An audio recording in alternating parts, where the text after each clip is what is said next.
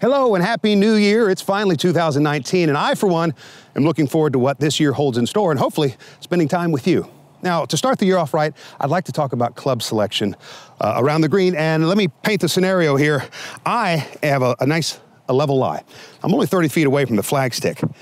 And though this is level, starting about right there, it starts going up the hill to the green. All right, and it stays on a steady incline until it gets to the green and then it flattens out, but the flagstick is only 8 feet on the other side.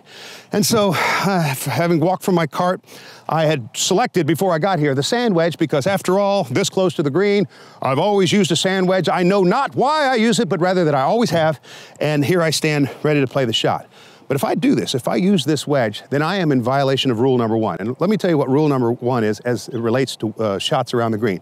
Never select the shot that must stop quickly. Now, the scenario that I just described to you is one in which I would have to throw it all the way up there onto the green and then make it stop. It has to slam on its brake. That's the hardest shot. If there's another shot I could play, then I should certainly select that. Now, I've got a 9-iron. You might say, oh, that's good, because now you can bump it up there. You don't have to fly it all the way up. Well, there's rule number two. And rule number two says never, ever, if you can avoid it, hit a ball that lands in the middle of a slope, because you're going to get some unpredictable amount of check and release. You might get lucky and end up okay, and you'll just be encouraged to try it again, but your average result will not be as good. Well, what other option is there? Oh, I know. I can get my hybrid out.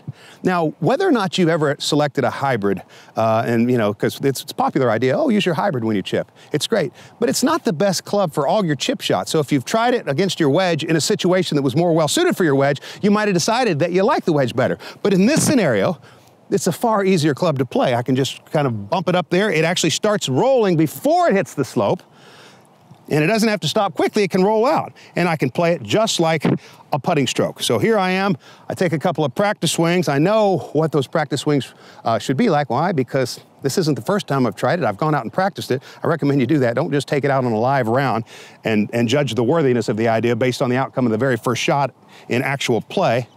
But practice it first. And then we get out here and we hit our shot and it rolls up there. Now here's the interesting thing. The second I hit that thing, I thought I hit it too far.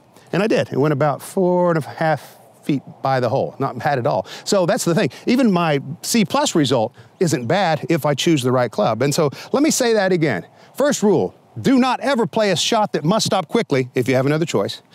Rule number two, never get a ball to land at intermediate bounce in the middle of a slope.